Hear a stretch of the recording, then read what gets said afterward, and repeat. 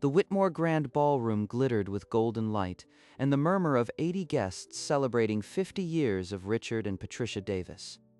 To Michael, our eldest, a partner at Grayson and Mills before 40, every father's pride. To Elena, chief of surgery at St. Catherine's, she saves lives and we get to brag about it. To Robert, who turned a dorm room code project into a company that just filed for IPO. We knew you'd change the world. And then there's Karen, our quiet one. Still finding herself, but we're patient. Polite laughter rippled across the tables, guests lifting napkins to hide quick smiles. At least she came. That's more than last year's family picnic. Karen's expression never flickered. The champagne flute in her hand remained perfectly still. But her fingers tightened just slightly around the stem, the only betrayal of the pressure building behind her eyes. Patricia smiled coolly, returning to her dessert as if she'd just commented on the weather. Don't take it to heart, Karen. You'll find your thing. Elena and Robert swapped a glance, a silent conversation of shared superiority. I told you she'd just sit there and swallow it. Karen set her napkin down and excused herself, weaving through tables toward the ladies' lounge. At the mirror, she gripped the marble counter and let her mask slip. A memory surfaced, her childhood self, 10 years old, alone on the family lake house dock after a party. There's my quiet one, always off on her own. You need to learn to be more interesting, Karen. No one notices wallflowers. The memory dissolved in the mirror as Karen's eyes turned to steel. She smoothed her gown, lifted her chin, and walked back into the ballroom, a quiet storm in midnight blue. As Karen settled back into her chair, the ballroom's gilded noise faded and another memory pierced through. She was 16, watching her family celebrate Michael's debate championship while her own art award lay forgotten on the mantel. Karen is sweet, but not driven like the others. The words landed like stones, but they also lit a slow fuse that would burn for years. At 23, she invested everything into a 12-room boutique hotel, refurbishing it with her own hands. A cute undertaking. Don't expect us to drop everything and visit. Back in the ballroom, Karen allowed herself a single private thought. Not one of you ever asked what I was really building. She lifted her champagne flute, the golden liquid catching light, and took a slow sip. It was almost time for the quiet one to speak. But the quiet one had been quietly watching for years. 3 winters ago, she had discovered something her parents never intended her to see. Late one night, scrolling through property databases, she found the family lake house listed on a short-term rental site, bookings solid for months. The Davis Lake House, left in trust by their grandmother, was being rented against the mortgage terms, the loan unpaid and default notices piling up. Karen remembered her grandmother's words, "This house stays in the family, equally among the children." But her parents had forged her signature, taken full control, and hidden the rental income for years. They stole what was meant for all of us. She contacted the lender through a shell company, Davis Hospitality Group, and purchased the distressed mortgage note outright. The foreclosure rights became hers, a silent weapon waiting to be drawn.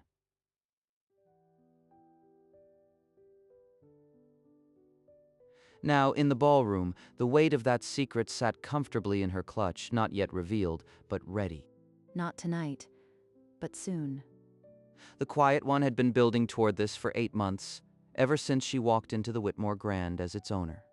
Davis Hospitality Group had purchased the hotel silently with Joseph Allen, the general manager, sworn to absolute discretion.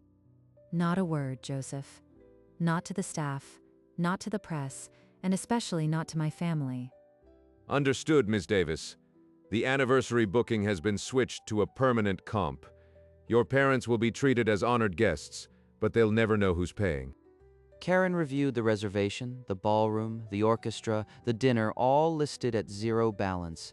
Perfect. Let them plan their evening. They have no idea who they're toasting under. Back in the ballroom, the clinking of glasses pulled her into the present. The memory faded, but the strategy remained sharp.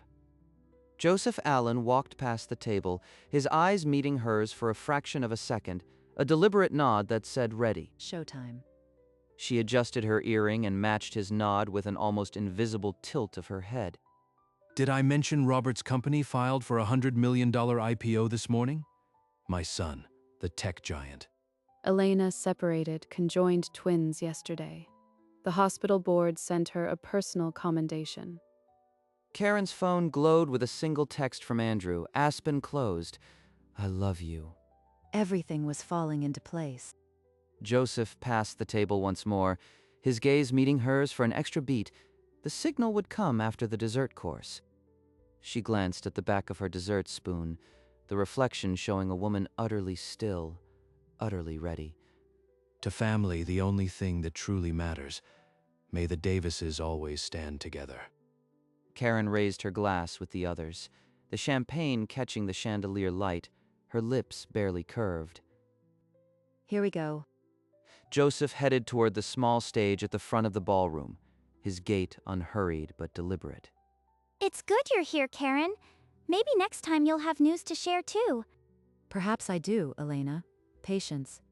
Oh, please. If it's another art project, spare us the suspense. To the Davis name, may it always be associated with excellence and unity. Karen lowered her champagne, her eyes tracking Joseph's every step toward the microphone. The general manager's hand closed around the silver microphone, and the ambient murmur in the room began to subside. A soft thump echoed through the speakers as the mic went live, and a wave of quiet rolled across the tables. This is it. 80 guests turned toward the stage, their desserts forgotten, as Joseph raised a hand for attention. He leaned toward the microphone, the overhead light glinting off his glasses, and parted his lips to speak. Ladies and gentlemen, we have a special announcement. The new owner of the Whitmore Grand would like to say a few words. Murmurs erupted like a gust of wind through a wheat field as guests leaned toward one another. Richard straightened in his chair, scanning the room with a possessive smile as if expecting some overseas magnate. Patricia folded her hands on the table, a curious frown creasing her forehead. The three siblings shared a confused look, their champagne flutes frozen mid-air. Karen set her napkin aside, the movement so calm it drew every eye at the family table. She rose without a word, her gown cascading, and began her slow walk toward the stage.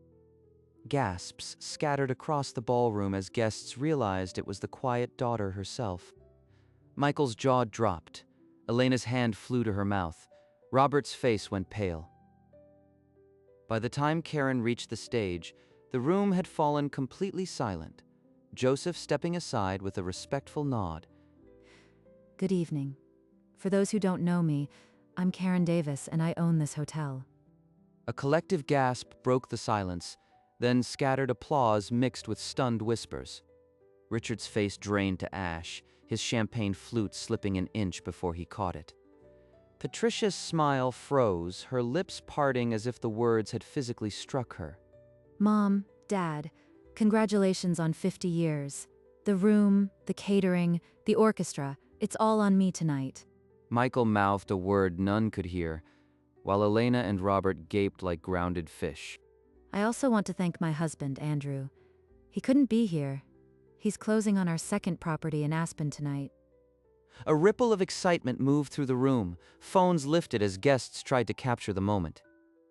Karen lowered the microphone, her eyes sweeping the silent family table before she placed it back on its stand. And now for the rest. She descended from the stage and walked straight toward her parents' table, the click of her heels the only sound. The crowd parted like a curtain, their cameras still raised, their breaths held in the charged silence.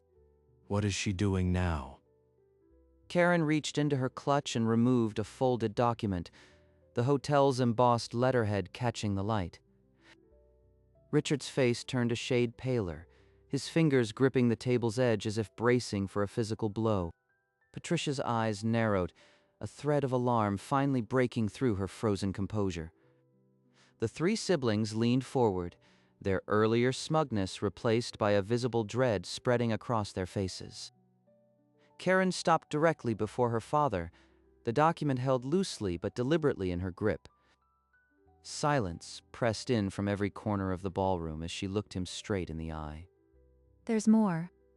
Karen extended the paper across the table, her wrist steady as a statue's. Richard unfolded the page, and the bold words, "Notice of foreclosure," seemed to leap from the paper into his chest. That is a notice of foreclosure on the family lake house. The property was acquired this morning by Davis Hospitality Group. You've been renting it out illegally on Airbnb against the mortgage terms. I now own the debt. You're welcome to keep using it. The rate is $400 a night. Family rate. Patricia's face boiled red, the napkin in her fist twisting into a crumpled knot. Michael's chair scraped back as he shot to his feet, his mouth opening but no words escaping. Elena covered her mouth, tears welling. Robert stared as if the ground had swallowed his reality. A dense, suffocating silence pressed down on the table, as if the chandeliers themselves held their breath. How dare you humiliate them like this? After everything they did for you? How can you be so cruel? You're just being vindictive, Karen. You always were jealous of us. Karen lifted a single hand, and the protest stalled as if a wall of ice had risen between them. Everything you did was dismiss me. You three coasted on their praise while I was told to be quieter. Now I'm not so quiet. She turned back to her father, her voice dropping to something older and colder than the ballroom had yet heard. You bet on my failure at every turn. Tonight, the bet is called in. Richard's mouth opened, but the only sound was a shallow tremble of breath, his eyes wide with unseeing shock. Not a single guest dared whisper. The Davis dynasty had just cracked under the weight of the Quiet One's truth. Karen lifted her champagne flute, the golden liquid catching the chandelier light one last time. To 50 years of marriage. May the next 50 teach you what you couldn't learn in the first.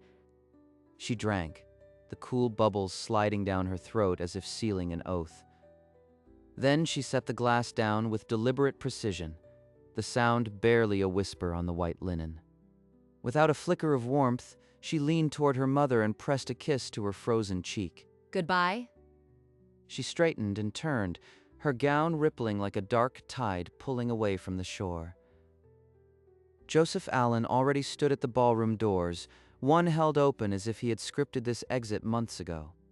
Karen walked through without a backward glance, and the heavy doors clicked shut behind her with a final, hollow sound. The door's echo was still ringing when the ballroom erupted like a shaken hive. Guests pushed back chairs. Phones already live as scandals spread through the room, faster than waitstaff could clear the desserts. Richard slumped, the foreclosure notice now a crumpled ball in his shaking fist, his eyes fixed on the spot where Karen had stood. Patricia didn't move. Her lipstick was smeared, her gaze welded to the uncut anniversary cake that now seemed a monument to failure. Michael turned to the nearest guests with a frantic smile, but his voice cracked before it could form a word. Elena buried her face in her hands, her shoulders shaking without a sound. Robert paced behind the table, phone pressed to his ear, already hissing spin into the receiver. Waiters exchanged uncertain glances, then began clearing plates as if a fire had been called. One by one, guests gathered their things, their whispers knitting a story that would reach the city by morning. The Davis family sat in the wreckage of their golden anniversary, the silence after the storm louder than any toast had been. The cool night air hit her face as she stepped through the hotel portico, the muffled noise of the gala sealed behind the doors. She closed her eyes and took a breath so deep it seemed to pull the last of the gala's poison from her lungs. A black luxury car pulled silently to the curb, its headlights cutting through the lingering fog of her thoughts. Ready to go home? Karen said nothing, but the curve of her lips answered as she slipped into the passenger seat. Andrew took her hand, his thumb brushing her knuckles in the wordless language they'd built over years. Aspen is ours. And the lake house. The car pulled away, the Whitmore Grand's golden lights shrinking in the rear window like a fading photograph. Karen looked back once, then turned her gaze forward, a genuine, unguarded smile settling on her face as the city blurred past. She's destroyed us. Our reputation, the lake house, everything. You always pushed her too hard, Patricia. This is your fault. My fault? You were the one who called her quiet one to her face for 30 years. You kept mocking her tonight, Elena. That stupid art comment. You started the whole thing. Where were you, Robert? You never stood up for her either. You just sat there. I was in my own world, but I never humiliated her in front of 80 people. Enough! All of you shut up. The guests are gone, but the shame is forever. The anniversary cake sat untouched, its white frosting gleaming under the chandeliers like a cold monument. A waiter awkwardly removed the dessert plates, the clatter echoing in the hollow ballroom. The Davis name, once gilded, now lay as crumpled as the foreclosure notice on the table. The car turned into a narrow alley behind a quiet boutique hotel, the golden glow of the Whitmore Grand already a memory. In the suite, Karen slid off her heels and let her bare feet sink into the thick carpet. She opened her laptop and pulled up the lake house listing, the upcoming reservations filling the screen like a final insult. One by one, she canceled them all, then typed a new status, closed for renovations. She swiped to a photo of her grandmother, the old woman smiling from a sun-drenched porch of the lake house. I got it back, Grandma. Andrew appeared with 2 champagne flutes, the bubbles rising in the quiet room like a gentle applause. To the quiet one who finally silenced them all. Their glasses met with a soft chime, and they drank without another word, the city's lights flickering beyond the window. And now, peace. The next morning, Karen's phone buzzed with a cascade of messages. The gala had already become gossip. A gossip column snippet read, "Explosive family dispute at the Whitmore Grand, daughter, secret hotel owner, levels accusations." Across town, Patricia's phone kept lighting up with calls from friends who had heard the story.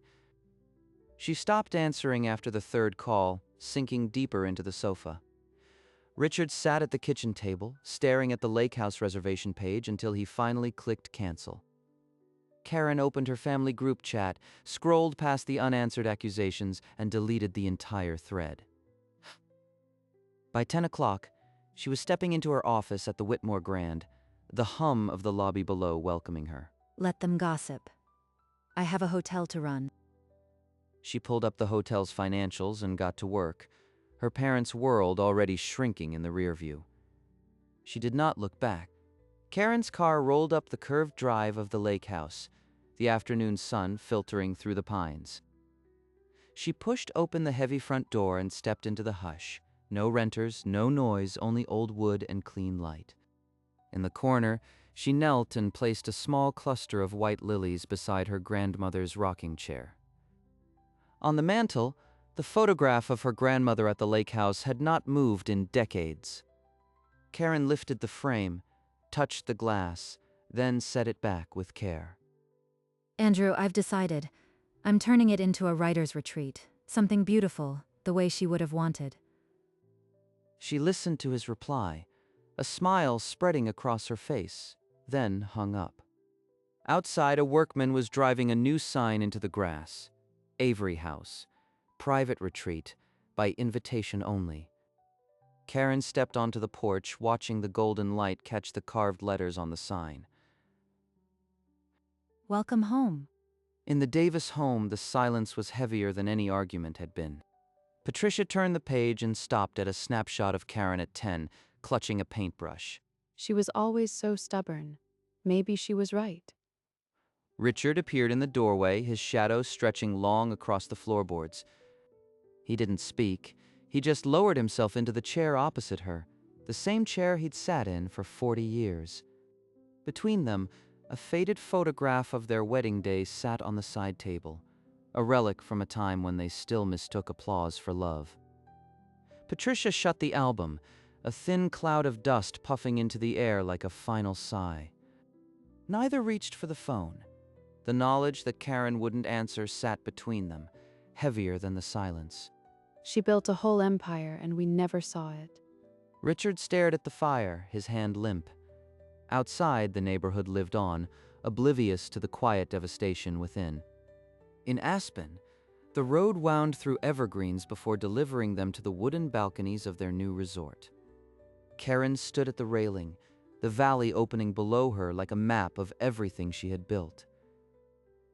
Andrew's footsteps sounded behind her, then his arms settled around her waist. Look at this. She turned the phone screen toward him, a photo of the first writer stepping into Avery House. You built it, Karen. All of it. From the Whitmore Grand, where the gold letters still gleamed over the entrance, to the lake house, where a wooden sign read Avery House and invited the quiet creators in. To this perch in Aspen, her empire complete, stretched quiet beneath a clear sky. She leaned back against Andrew, and the smile that crossed her face was the smile of someone who had finally fully arrived. The lake house rested at the edge of the water, gold light pouring across the porch. The sign read Avery House in clean, hand-carved letters, already a part of the landscape. Through the window, a single lamp glowed, a small sun for the quietest of rooms. The camera began to pull back, the roof shrinking beneath the pines, the lake spreading wide. The water was a mirror of amber and rose, holding the house's reflection steady. The house became a point of light, a warm ember in the darkening quilt of the woods. And then, over the water, a voice calm, sure, spoke the words that had been earned. Sometimes, the quiet ones build the loudest lives. For a heartbeat, the image held. Then the lamp flickered off, and the house merged with the night. Cut to black.